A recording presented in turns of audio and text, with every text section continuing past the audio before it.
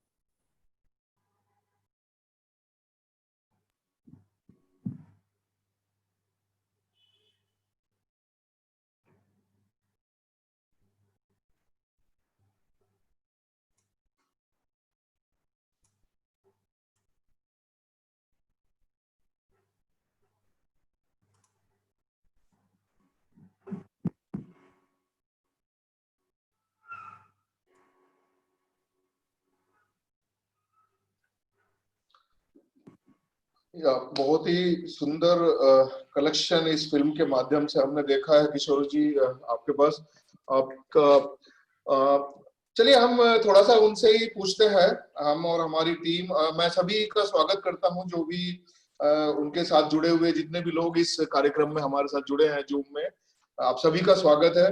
और किशोर जी आपका भी एक बार पुनः मैं स्वागत करता हूं और फिर इस कार्यक्रम को हम आगे बढ़ाते हैं। अभी जैसे मैं फिल्म में देख रहा था कि, और आपने बताया भी था कि आप तो एक तरीके से आप तो व्यापारी हैं, पर ये इतना बड़ा संग्रह आपने गांधी जी का जो इकट्ठा किया है, और आप मतलब इसका प्रेरणा स्रोत आपका कहाँ से शुरू होता है? आपको किस तरह ये जुनून चढ़ा और किस तरह आपने इसकी शुरुआत की? थोड़ा आप उसके बारे में अगर आप हम सबके साथ शेयर करेंगे तो अच्छा हो।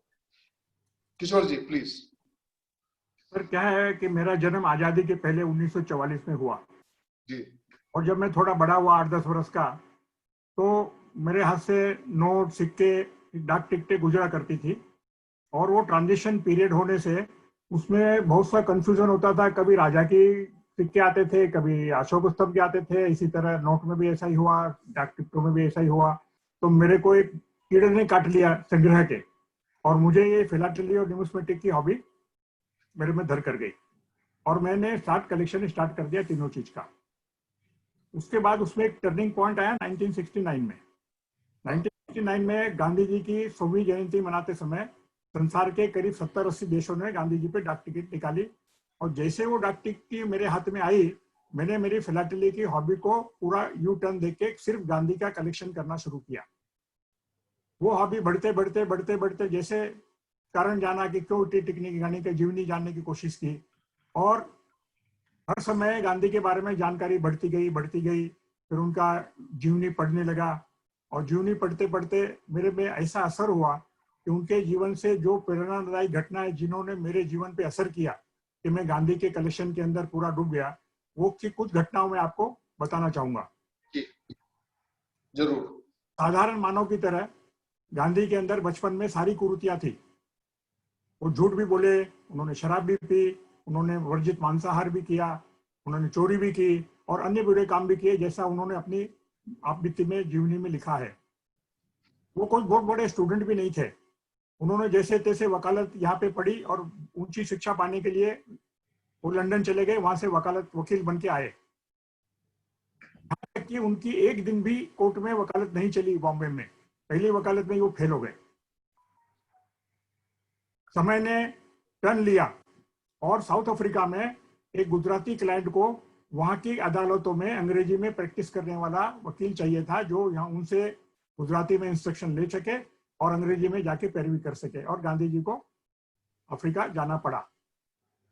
यहाँ से उसके बाद 1893 में एक घटना घटी कि रंगभेद का कारण अंग्रेजों ने गांधी जी को रिजर्वेशन टिकट होने के बावजूद ट्रेन से स्टेशन के बाहर सामान के साथ फेंक दिया।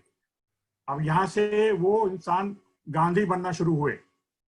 उन्होंने फेल किया। ये पिट्सबर्ग करके स्टेशन है उधर साउथ अफ्रीका में, जहाँ मैं जाके भी आया हूँ, और वहाँ पे गांधी जी की यादाश्त सब कुछ मौजूद है। वहाँ पे वो बेंच भी मौजूद है जहाँ गांधी सोए वगैरह वगैरह, जहाँ स्टेशन पे फेंका गया वो स्पॉट भी है, वो ट्रेन के सब कुछ है। तो जब उन्होंने ये सोचा कि भाई ये रंगभेद क्यों होना चाहिए, हमको हमारी चमड़ी का क्या रंग है, इसमें हमारा क्या रोल है, तो उन्होंने इस कुरीति को भगाने का प्रण किया। और अद्भुत बात यह है कि हमारे पास कोई तकलीफ आती है तो हम हमारी स्वयं की तकलीफ के बारे में सोचते हैं। गांधी जी ने ऐसा नहीं सोचा। उन्होंने सारे समाज के लिए, सारे देश के लिए इस कुरीति को भगाने के उनके दृढ़ निश्चय किया, और उसके ऊपर उन्होंने प्रेरणा लेते हुए लोगों को आंदोलन शुरू किया।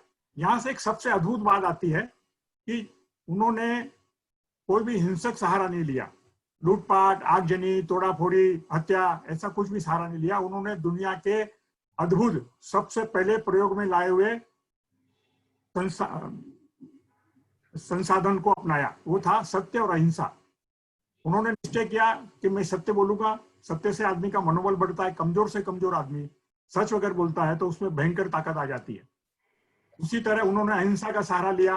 अहिंसा अपना धर्म भी है, और अहिंसा के कारण एक और कारण भी हो सकता है जो मेरे दिमाग की उपज है कि अगर हिंसा करते हैं तो हम जेल में डाल दिए जाएंगे, हम फांसी पे चढ़ जाएंगे, तो हम जिंदा ही नहीं रहेंगे, हम अवेलेबल नहीं रहेंगे, तो हम आंदोलन कैसे करेंगे। उन्होंने ये दोनों चीज का सहारा लेके वो आंदोलन को बढ़ाया। उन्होंने और एक नया आइडिया निकाला सत्याग्रह का, यानी वी डिमांड ट्रुथ, सत्य का आग्रह किया कि भाई जो कुछ हो रहा है वो गलत हो रहा है और मैं सत्य के आग्रह करता हूँ, इसके लिए मैं प्रोटेस्ट करता हूँ।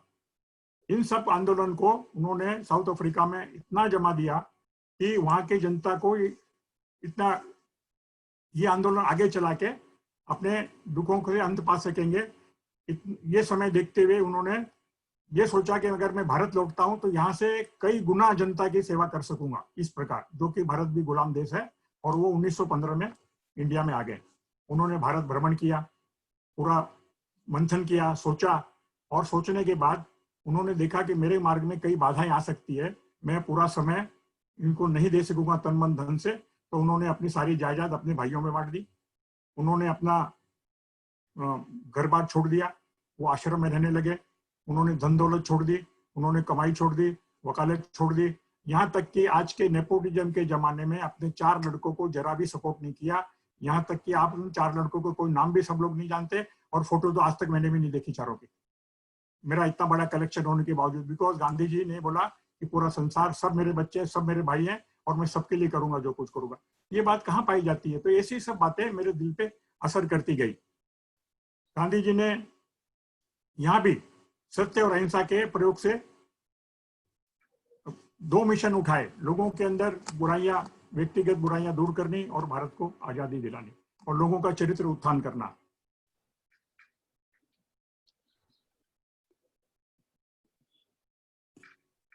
अगला काम गांधी जी ने किया कि भाई मैं और क्या छोड़ सकता हूं। तो भारत भ्रमण के बाद उनको लगा कि देश में गरीबी बहुत है, तो वही गरीब कैसा रहता है ऐसा मेरे में महसूस जब तक मैं नहीं करूंगा तब तक मेरे में ये गरीब उत्थान की भावना कैसे आएगी।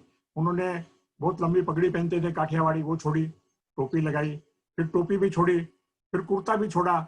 और जब उन्होंने देखा कि लोग एक धोती में जीवन काट देते हैं तो उन्होंने अपनी धोती भी फाड़ के आदी कर ली, जिसके उन्होंने आगे जिंदगी के अगले 20-30 वर्ष उसी पे काटे। जी जी। उन्होंने भारत की आजादी के लिए कई आंदोलन किए, उनमें से प्रमुख है विदेशी माल का बहिष्कार करो, स्वदेशी माल अपनाओ। दांडी मार्च किया नमक के ऊपर टैक्स के विरोध में। अंत में जब अंग्रेजों पे कोई असर होता नहीं दिखा तो उन्होंने क्विट इंडिया, करो और मरो, भारत छाड़ो आंदोलन चलाया। हर एक आंदोलन के बीच में आप देखोगे 10-10 साल का गैप है, क्योंकि वो हर आंदोलन को बहुत अच्छी तरह करना चाहते थे, बहुत अच्छी तैयारी करते थे, बहुत स्टडी करते थे, पूरी प्लानिंग के साथ करते थे। अब आ जाइए उनके जीवन काल में क्या क्या घटनाएं हुई, जो कि हमारी तरफ से, हम जनता की तरफ से, हमने लोगों ने उनको बापू बोलना शुरू किया, उनको राष्ट्रपिता बोलना शुरू किया। राष्ट्रपिता उनको बोला सुभाष चंद्र बोस जी ने, उनको महात्मा बोला रविंद्रनाथ टैगोर जी ने। उनको 3 बार नोबेल पुरस्कार देने के पेशकश हुई, पर ये तो भारत दुनिया का दुर्भाग्य है कि उसको नोबेल पुरस्कार नहीं दिया। गांधी कई नोबेल पुरस्कार से ऊपर है। आइंस्टाइन ने कहा है और सच्ची कहा है कि आने वाली पीढ़ी बिलीव नहीं करेगी कि हाड़ बांस का कोई इंसान इस दुनिया में, इस धरती पे पैदा भी हुआ था। उन्होंने कभी भी अपने सिद्धांतों से समझौता नहीं किया। जब वो आधी धोती में रहते थे तो जब वो लंदन गए 1930-31 में राउंड टेबल कॉन्फ्रेंस अटेंड करने, दिसंबर के महीने में जॉर्ज पंचम ने उनको मिलने को बुलाया और बोला प्रॉपरली ड्रेस में आना चाहिए। तो बोले नहीं, मैं तो इसी में रहूंगा, आपको मिलना है तो मिलिए, नहीं तो मैं कोई जरूरत नहीं है। तो उन्होंने जॉर्ज पंचम सारा प्रोटोकॉल तोड़ के उनको दिसंबर के महीने में लंदन के बर्फबारी के समय वो आधी धोती में उधर गए। वो अपनी गतिविधियों से पूरे विश्व में छा गए।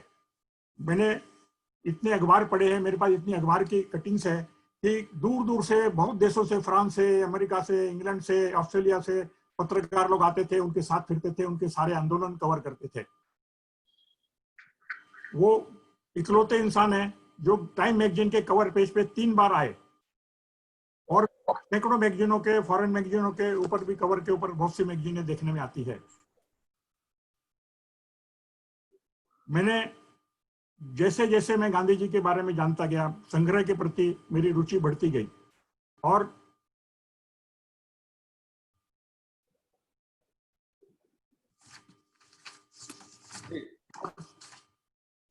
संग्रह करते समय, करते करते मेरे पास पिछले 51 वर्ष में 1959 से शुरू हुआ एक डाक टिकट से लेके आज इतना बड़ा संग्रह बन गया।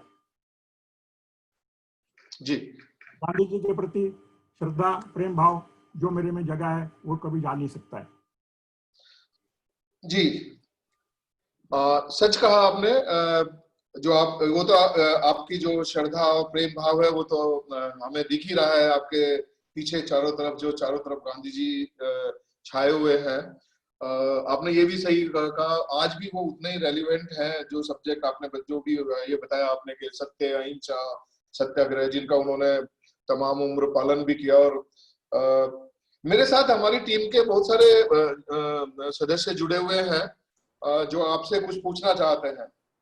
अगर आप, मैं उनको एक एक करके बोलता हूं कि जो भी उनके प्रश्न रहेंगे वो आपसे पूछे, जो मेरे ख्याल है आपके संग्रह के बारे में। उससे पहले मैं एक बात बता दूं, आपको शायद याद भी है और मैं अपने दर्शकों के लिए भी बता दूं कि पिछले साल हमने गांधी जयंती पर, जो इसी 150वीं जयंती के संदर्भ में ही था, जैसा कि किरण साहब ने आप सभी को बताया, आपको पोस्ट डिपार्टमेंट के साथ मिलके जो आपने अभी बताया था कि आपके पास बहुत बड़ा स्टैम्प कलेक्शन है गांधी जी का, उसकी प्रदर्शनी हमने यहाँ की भी थी पिछले गांधी जयंती पे। और आप उसके इनॉग्रेशन में भी आप आए थे स्वाति पांडे मैडम के साथ में, याद होगा।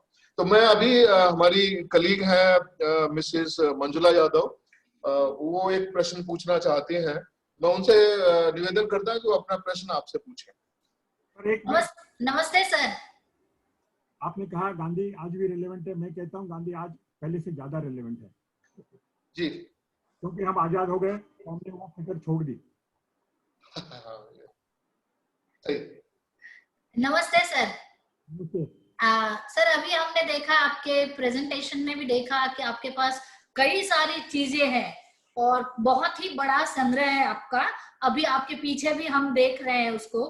तो कई बार बहुत सारी चीजें होने के बाद हमें सही समय पर सही चीज अगर किसी को दिखानी है तो उसको ढूंढना बहुत मुश्किल होता है।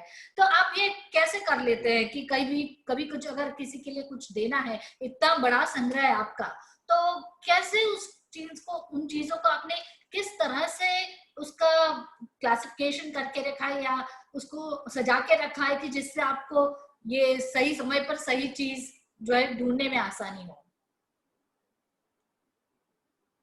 देखिए, मेरे पास करीब 100 टाइटल की चीजें हैं और ये बात सही है कि आज की तारीख में वो पूर्णतः व्यवस्थित ढंग से नहीं रखी गई है, पर उसका व्यवस्था का काम चालू है।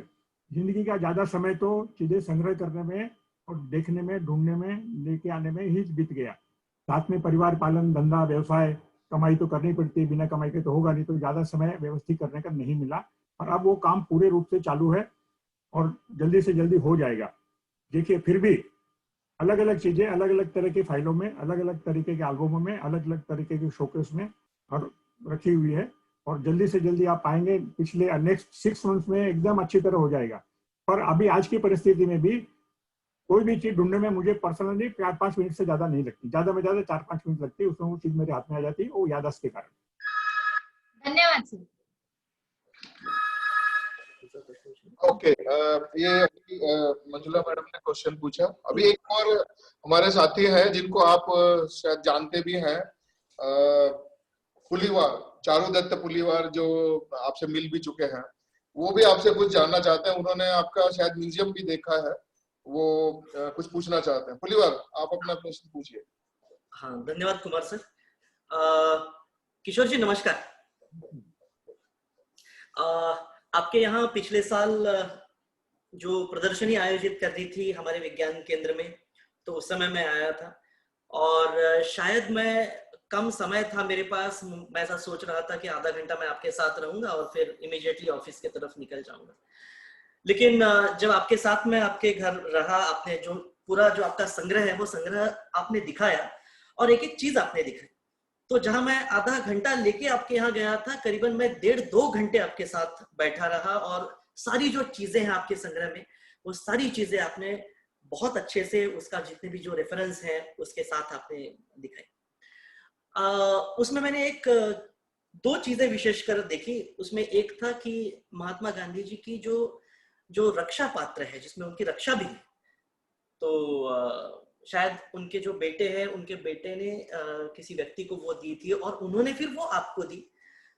तो उसके पीछे की कथा क्या है वो हम जानना चाहेंगे, हमारे दर्शक जानना चाहेंगे। और दूसरी और एक बात है कि गांधी जी की जो हस्त मुद्रा है, उनके हाथ का जो फिंगरप्रिंट है, वो भी आपके पास है। तो ये दोनों भी चीजें जो है, वो दोनों चीजें बहुत महत्वपूर्ण है और बहुत क्या कहेंगे, क्वालिटी कलेक्शन की बात है। तो उसके बारे में कृपया हमारे जो दर्शक है उनको आप बताएंगे। तो जैसे जैसे मैं गांधी कलेक्शन करता गया और मेरा कलेक्शन बढ़ता गया, जो भी देखने आते थे वो गांधी के कलेक्शन के बारे में लोगों से जिक्र करते रहते थे। इसी वो कारण गांधी जी के एशेस, जो कि गांधी जी के लड़के ने कलेक्ट की थी, और उन्होंने अपने एक साथी को कुछ भाग भेंट किया जो उनके साथ काम करते थे टाटा ऑयल नागपुर में। और उसके उनकी डेथ के बाद उसके लड़के ने सोचा कि भाई ये मैं एशेस का क्या करूं, इसकी प्रॉपर जगह ढूंढनी चाहिए। तो उन्होंने खोजते खोजते शैलेंद्र भंडारे नाम के एक व्यक्ति हैं जो कि आज ऑक्सफोर्ड यूनिवर्सिटी के अंदर म्यूजियम डिपार्टमेंट के इंचार्ज हैं, वो उनके रिश्तेदार होते हैं, उनको पूछा तो उन्होंने, शैलेंद्र भंडारे ने कहा कि सबसे उचित जगह है किशोर झुंझुनवाला के कलेक्शन में, तुम दे दो। तो उन्होंने आके मुझे प्रेजेंट किया, उसका फोटोग्राफ और उसका पूरा राइटअप और लेटर जिसके अंदर पूरी सर्कमस्टेंस लिखी हुई मैंने आपको दिया है। कृपया वो स्क्रीन के ऊपर दिखा दीजिए, अभी उसमें सब समझ में आ जाएगा।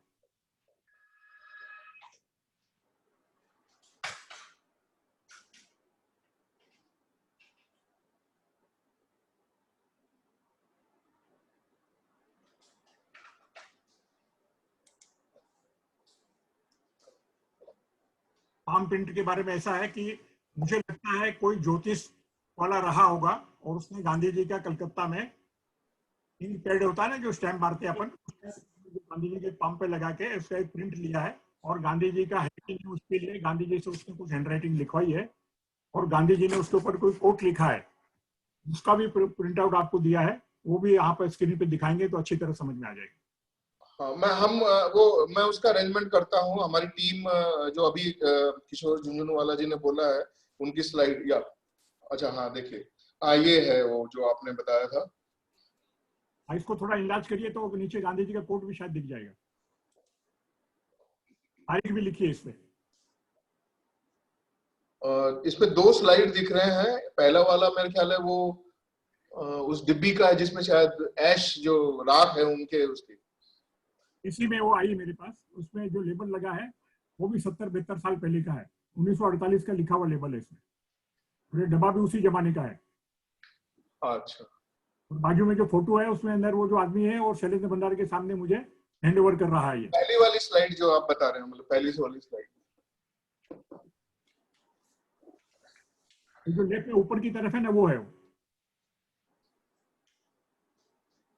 जुमा आप सुन रहे हैं जो झुंझुनवाला जी बोल रहे हैं?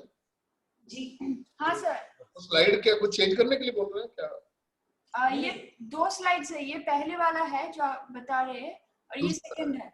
अच्छा, पहले वाला भी दिखा दीजिए, वो शायद उसमें कोई फोटो है जो वो बता रहे हैं उसके बारे में। हाँ, दिख रहा है।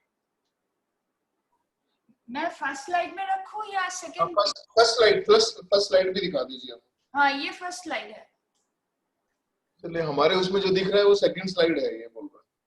ये गांधी जी एशेस दिख रहा है। ओके, ये पीपीटी में दूसरा वाला स्लाइड है, ये हैंड वाला जो है।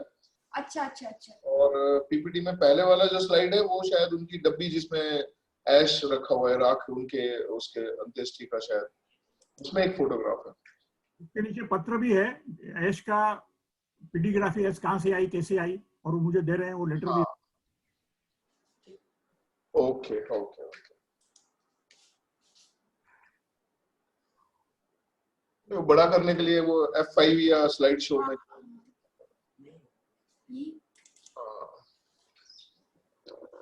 ठीक है, इसको हाँ, तो वो एक्चुअली वो पहले खोलना पड़ता है।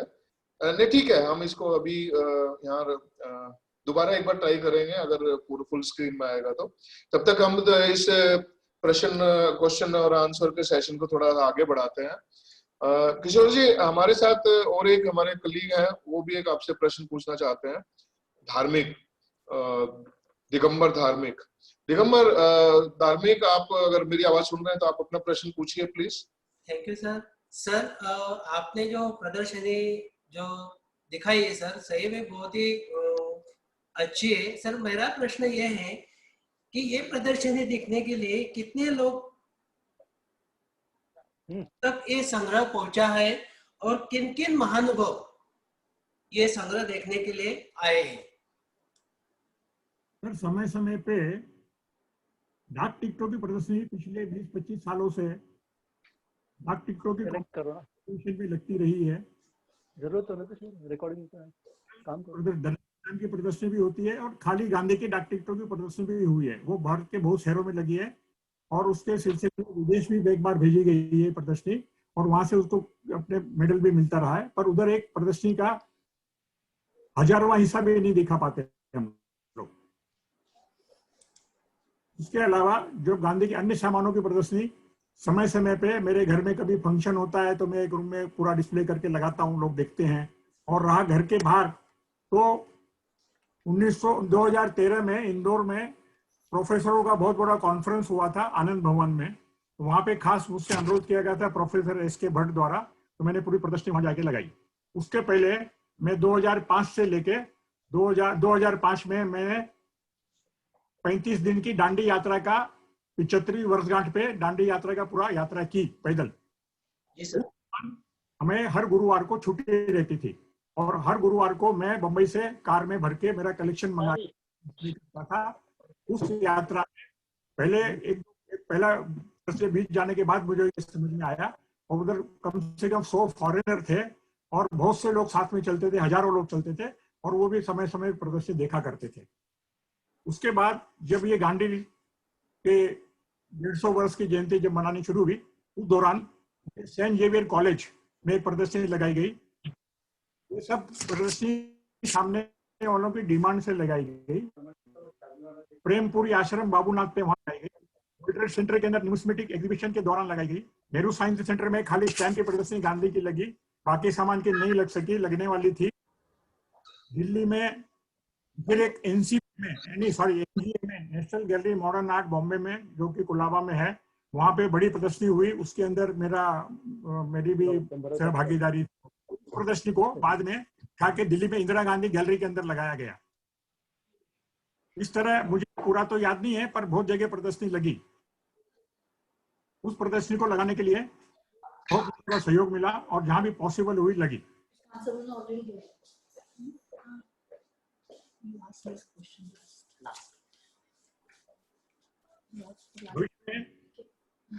कई जगह से प्रदर्शनी लगाने का आमंत्रण आया हुआ है। कल ही आमंत्रण आया मॉडर्न आर्ट, नहीं sorry, national gallery of performing art, वहां पे गैलरी से फोन आया, वहां लगानी है। प्रिंस ऑफ वेल्स म्यूजियम में डॉक्टर सब्यसाची मुखर्जी ने कहा है कि 2022-21 में वो मेरी प्रदर्शनी लगाएंगे। इसी तरह के कई शेड्यूल फ्यूचर के लिए हैं। जी,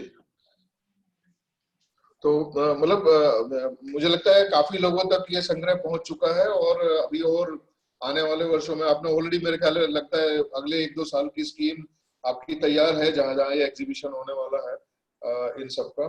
और एक मेरी एक कलीग है संग्रहालय अभिरक्षक मिस जुमा घोष, वो भी आपसे एक प्रश्न पूछना चाहते हैं।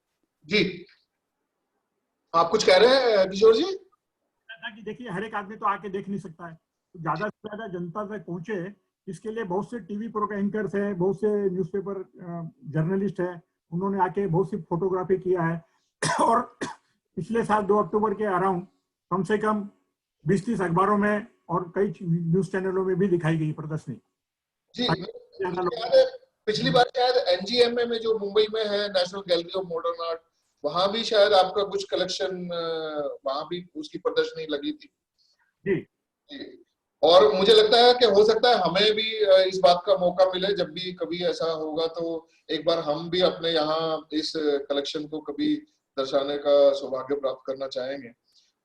नेहरू साइंस सेंटर में एक छोटा सा हिस्सा तो आपका उसका दिखाया है, पर पूरे कलेक्शन को अगर हो सकेगा तो हमने एक अलग से एक जगह बनाया है। शायद हम कभी मौका मिलेगा तो आपके कलेक्शन का प्रदर्शन वहां भी प्रदर्शनी के रूप में रखना चाहेंगे।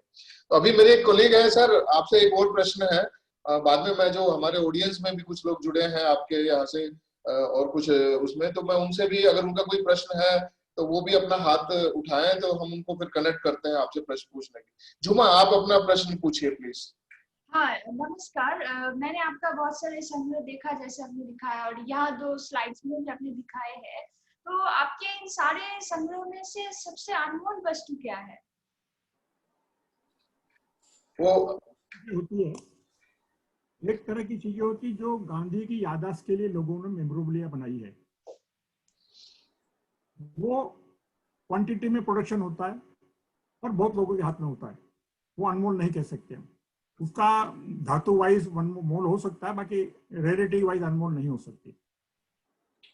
दूसरा कलेक्शन है जो कि हम फिजिकली नहीं कर सकते, वो मैंने गांधी जी के नाम पे क्या क्या चीजें दुनिया में रखी गई है उसका संग्रह इकट्ठा किया है, वो एक अलग विषय है।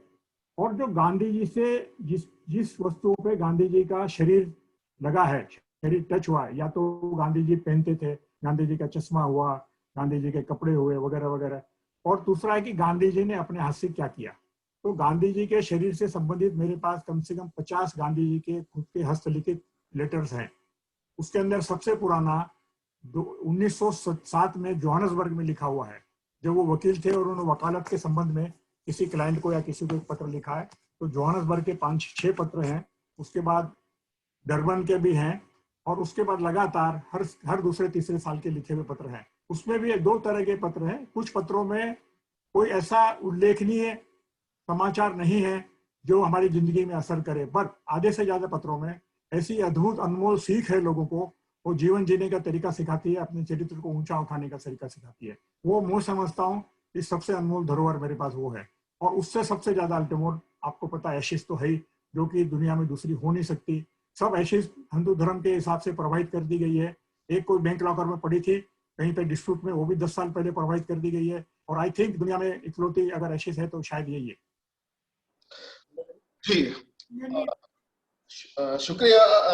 मैं अभी हमारे और भी बहुत सारे लोग, हालांकि उनका वीडियो मैं नहीं देख पा रहा हूँ या चित्र वगैरह उन्होंने शायद, अगर उनमें से कोई प्रश्न पूछना चाहते हैं तो वो हाथ उठा सकते हैं। अगर किशोर जी से वो लोग कोई प्रश्न पूछना चाहते हैं। तब तक मैं एक प्रश्न, सर मेरा एक प्रश्न है आपके साथ। आपका तो जो जुनून है, मतलब मैं जहाँ तक जानता हूँ आपने इतना जो कलेक्ट किया है, तो मेरे ख्याल है आपने बहुत जगह गए होंगे, विदेशों में भी गए होंगे। कुछ लोगों ने आपके जुनून के देखते हुए कुछ बोला भी होगा, हमारे पास ये है, आप ये ले लीजिए, वो ले लीजिए, क्योंकि ये कलेक्शन करने के लिए तो काफी समय और पैसा दोनों ही चाहिए।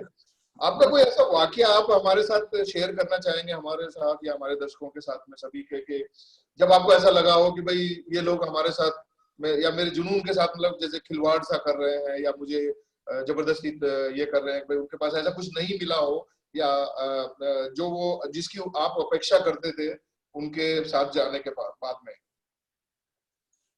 सर आपने कहा समय लगा, इसमें तन मन धन समय सब कुछ लगा है, और ये जुनून कभी ठंडा हुआ नहीं और ना होगा। मैंने गांधी जी का सिर्फ कलेक्शन नहीं किया, मैंने गांधी जी के जीवन से संबंधित उनकी वो कहाँ गए, वो कहाँ गए। जैसे फॉर एग्जांपल मैं लास्ट ईयर लंदन गया तो मैं सब कुछ देख के आया।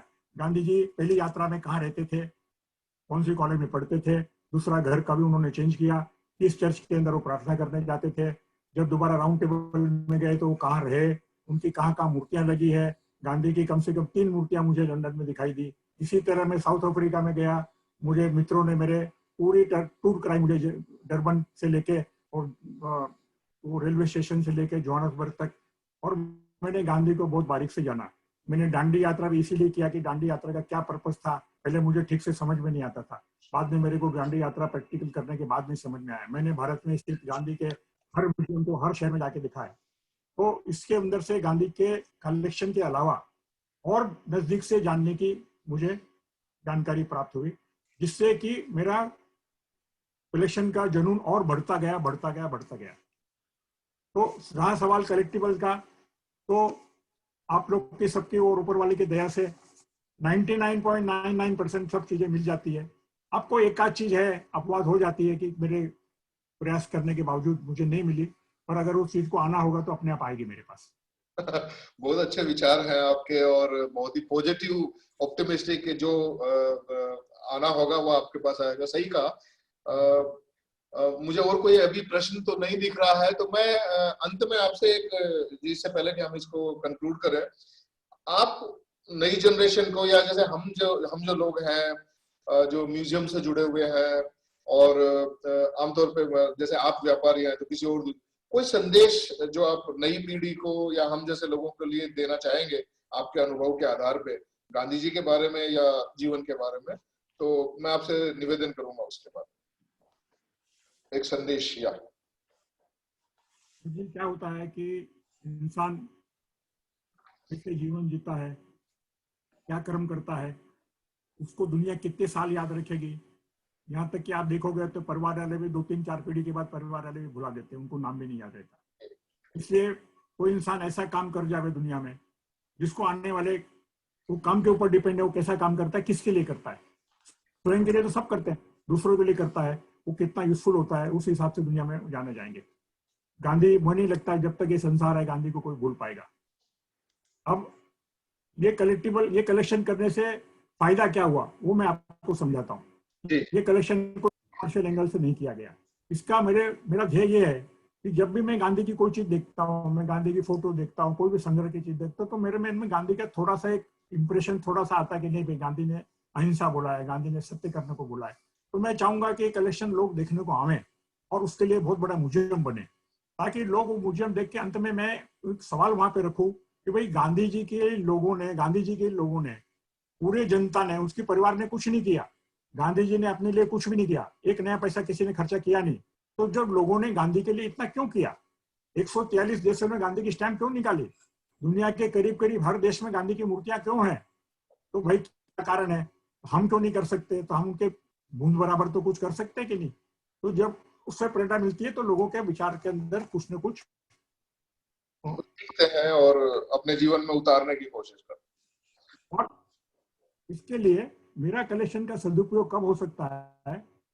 जब ये वीडियो, ये बातें, ये जानकारी भारत सरकार के पास और खासकर मोदी जी के पास पहुंचे और उनको भगवान प्रेरणा दे कि इसका एक परमानेंट म्यूजियम बने, जो विश्व में ऐसी चीजें दुनिया में कहीं मिल नहीं सकती। जो मुझे देखने आते हैं गांधी जी के बड़े बड़े एक्सपर्ट लोग, बड़े बड़े क्यूरेटर, वो लोग सब यही कहते हैं कि उन्होंने इतना संग्रह सब मिला के भी नहीं देखा। यानी दुनिया का गांधी का सब कलेक्शन और मेरा कलेक्शन डालोगे पलड़े में तो मेरा कलेक्शन भारी है, ऐसे दुनिया बोलती है, मैं नहीं बोल सकता। तो उसका सदुपयोग अगर मेरी आने वाली पीढ़ी को कोई शौक नहीं है, अगर ये कलेक्शन बिखर गया और फिर छितिर बितर हो गया और अन्य लोगों के अंदर, हजारों लोगों के अंदर बेच दिया गया, तो ऐसा दुनिया में दोबारा नहीं बन सकता। अगर इसको संग्रहित रखना है, ये भारत की धरोहर है और जो इतनी मुश्किलों से संजोई गई है, इसके लिए आप लोग सब प्रार्थना करें कि ऐसा कुछ हो, ये कलेक्शन परमानेंटली एक जगह रहे और दुनिया के अंदर लाभ आए। जी, बहुत अच्छे है। हम उम्मीद करते हैं कि आपने जो इच्छा प्रकट की है और जो अभिलाषा जताई है कि आपके पास जो कलेक्शन है वो सरकार तक इस बात को पहुंचे कि वो इसका एक अच्छा म्यूजियम बनाए, क्योंकि ये बहुत ही अमूल्य धरोहर है जिसमें कोई शक नहीं। गांधी जी, क्योंकि हम 150वीं जयंती मना रहे हैं और आज भी वो उतने ही रेलिवेंट है हमारे जीने के तरीके को लेके या हम अपने जीवन में उतारने के लिए। और आपने जैसे कहा, बहुत अच्छी बात बताई कि जब आप उनको देखते हैं तो आपको एक अलग ये मिलता है कि कभी जो सत्य के बारे में या अहिंसा के बारे में यानी एक प्रेरणा हमें मिलती है जीवन में। तो जब भी लोग इस तरह का सामान अपने पास रखें और वो सत्य, अहिंसा और सत्याग्रह, जो शांति, इन सब का जो संदेश उन्होंने दिया है वो सब हम अपने जीवन में उतार पाए। हम आपके बहुत शुक्रगुजार हैं किशोर जी, आपने समय निकाला और नेहरू साइंस सेंटर के साथ अपने एक्सपीरियंस, अपने अनुभव और अपने कलेक्शन, संग्रह जो भी आपके पास है वो सब हमारे साथ साझा किया है। मैं उम्मीद करता हूं कि जल्द ही आपकी ये इच्छा पूरी हो।